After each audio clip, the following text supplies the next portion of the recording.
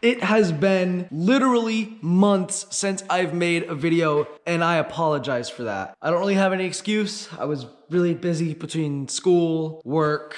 I got sick over the last like 2 weeks. It's been an adventure to say the least, but we're coming back with a video today. Huge update on the Firebird. Now, I'm not gonna show you how it is right at this moment, but you'll see at the end of the video how it is. Pretty disassembled, but taking big strides forward. My name is Nick, you're watching Olsen Auto. If you haven't seen my channel before, I take perfectly good running, driving vehicles, tear them down to absolute nothing, and then like half the time they go back together. And we did just that with the Firebird. If you guys remember the last video, we pulled out the transmission, which was good. No more 4-speed automatic, which in some cases would work well. But we got the T56 6-speed manual, and we have underneath that tarp an LS, which is gonna be a 6-liter powering this car. And we took that apart too. We're gonna see how that looks. We're gonna see if the bearings are any good, how the cylinder walls look. Maybe the bearings are junk and it needs a full rebuild. I don't know, but we're gonna see in this video. Like I said, I filmed a lot of these clips already. I know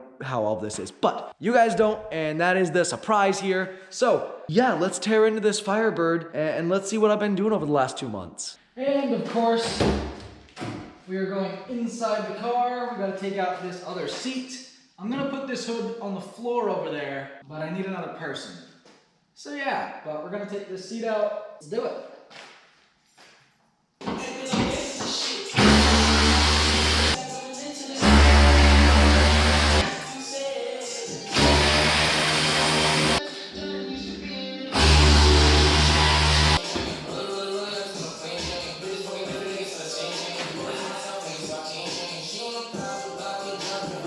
All right, let's take the fenders off. Time lapse.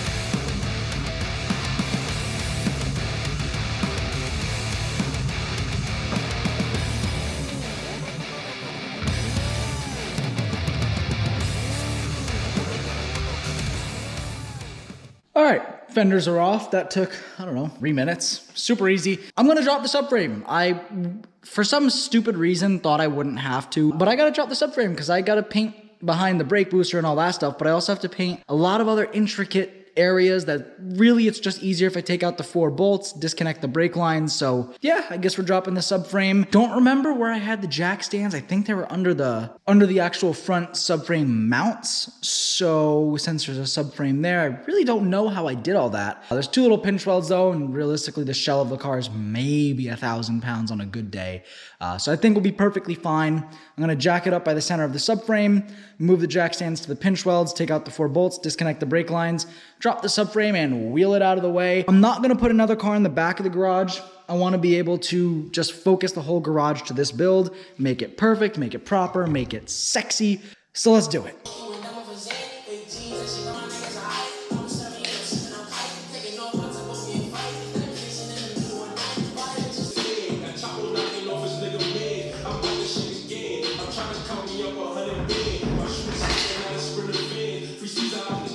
Nice.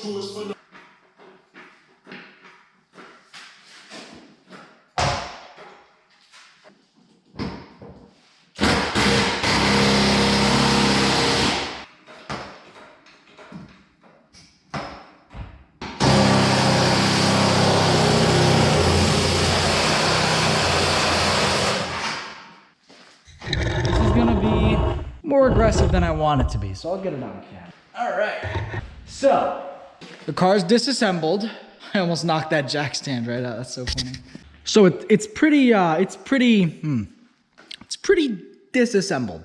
In the beginning of this video, I mentioned not sure if I should paint this to match the body color or if I should paint it black so that it's kind of neutral and everything under the hood pops, not the firewall. I think I'm gonna go with black, but this is pretty wow. This car hasn't been this disassembled since, it's gotta be at least 2 years. Now, I'm going to try and run heat, so I gotta fix this up, put a new blower motor in, all that fun stuff. Probably throw a new heater core in while the dash is out, just because it's never gonna be easier. So new heater core, new blower motor. I'm gonna do poly body mounts all around, poly engine mounts. It's gonna be pretty solid. I'm gonna go black with the firewall. They make an upgraded steering shaft, so I'm gonna get that. this is gonna get new brakes. While it did get brand new calipers, or underneath all this dust, they are brand new calipers. They stick. I don't know if it's just cheap junk calipers or what the deal is there, but gonna get a Willwood big brake kit for it. This is, I really hope I mean it when I say this, the last time this car will be this disassembled. I am going to make it 100% perfect. I'm giving myself kind of until June for it to run and drive. Obviously the bodywork still won't be done then, but if I can get it running and driving by June, I think I'd be pretty happy. I think that's a pretty lofty but attainable goal depending on what else breaks over the winter. But I think if I just come out here, do an hour a day, and I really just, grind away at it, I think I'll be able to make some good progress. I think that'll put us in a good position for this car. Found a guy's gonna do up the dash, all custom with leather, so that's awesome. This is pretty much good. I mean, all new brake lines, all new control arms, bushings, like everything here is pretty solid, new core support. Like I said, really just the brakes I wanna upgrade, which does include upgraded spindles, which means I'm gonna need a spring compressor. All right. Moved the engine over a little bit out of its little cubby thing. We're gonna start with the intake, just pop that off. I mean, it's plastic, but we're gonna take some of the weight off this thing. Might go straight for the heads. I don't know yet. I don't even think I've drained the oil out of this thing, so maybe it doesn't have any. That seems overly optimistic. Let's pop this intake off.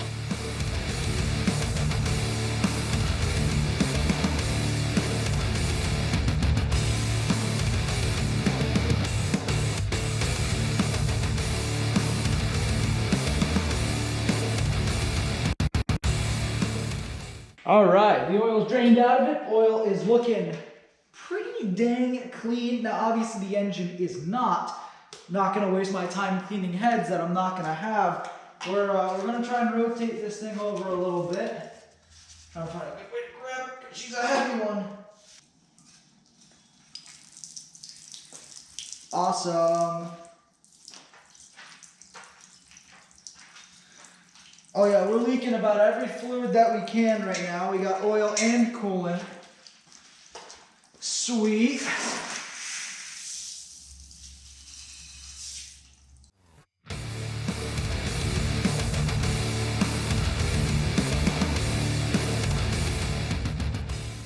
Now, ignoring the massive mess on the floor, which thankfully you all cannot see, you notice I took the oil pan bolts off, as you would expect me to do.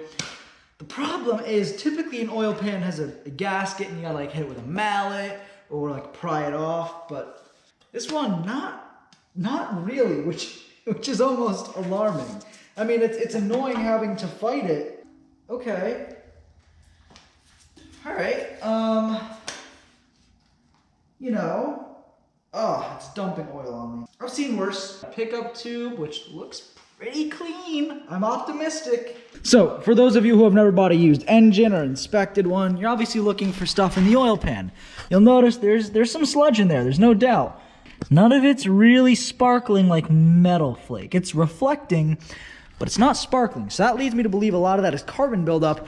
And a really good sign of that is we look at the pickup tube here, and she looks good. She looks real. I mean, there's one chunk of something, so clearly the pickup tube did its job, but that looks really good.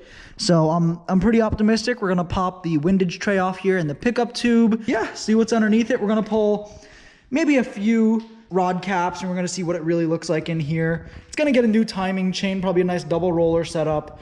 She's gonna get the works, but let's pop this off.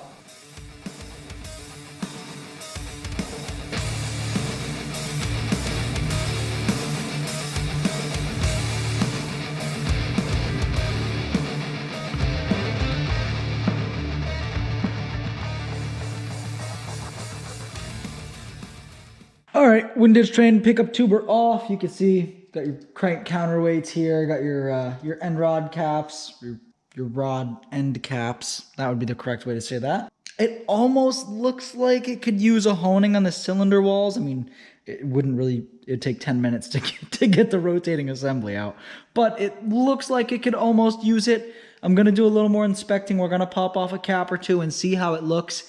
I can't really imagine it's gonna look anything other than perfect, but we're gonna pop it off and we're gonna see for ourselves just to make sure, because we're already in here, the engine's already out, and we're gonna go for this one because it looks nice and available, and I'm sure one of these sockets will fit. All right, yeah, I mean, that's literally brand new. That is literally brand new. I mean, let me get a rag on that. I don't really see any abnormal wear. I mean, you get your marks there, but I mean, I'll check another one or two just to be safe, but that looks pretty good to me.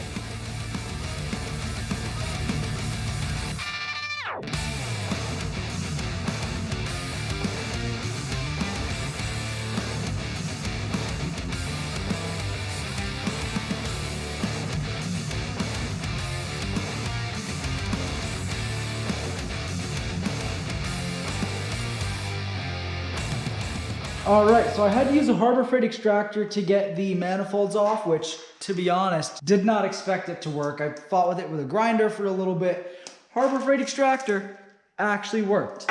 Unexpected, but pleasantly surprised. Now, obviously the head is, you know, there's your head gasket, so it's off.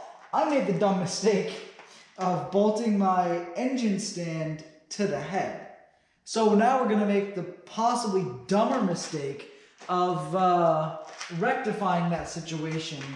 And my theory is something bad won't happen. I guess it's not a theory, it's more of a hope. But either way, it's what we're gonna do. So hopefully by taking this one arm off, it doesn't just fall apart. I mean, the engine is still on the stand, which is good.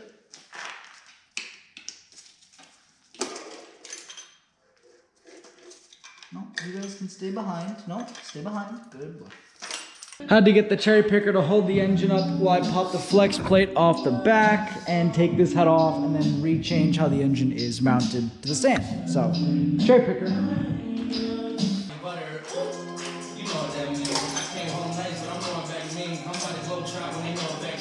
All right, so after all of that work to the Firebird, as you can see, I've been doing a little side work as well. I actually, for Christmas, not only did I get a bullet heater, so we're gonna have heat in the garage, got myself a new compressor. So nothing crazy, but very, very quiet. Thing is awesome. I mean, when I say quiet, this thing is quiet. And of course, I got this mounted on the wall, so pretty good. Got the nice hose reel and everything. As you can see, there's boxes everywhere. It's a mess, but this will take about 7 minutes to clean up. The Firebird is very, very, very disassembled.